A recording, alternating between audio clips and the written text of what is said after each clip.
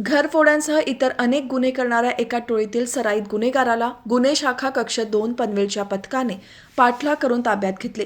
मात्र त्याचे इतर साथीदार पसार झाल्याने त्यांना जेरबंद करण्याचे मोठे आवाहन पोलिसांसमोर असणार आहे.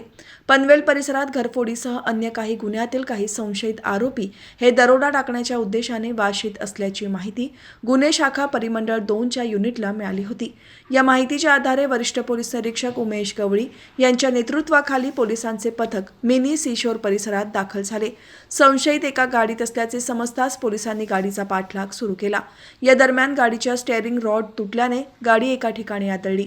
यावेळी पोलिसांनी आरोपींना शरण येण्यास सांगितले, मात्र त्यांनी गाडी पोलिसांच्या अंगावरून घालून त्यांना जीवे मारण्याचा प्रयत्न केला.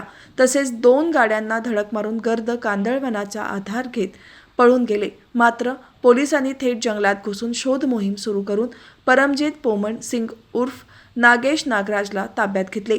दरम्यान त्याचे इतर 5 साथीदार पसार झाले असून त्यांचा पोलिसांनी शोध सुरू केला आहे.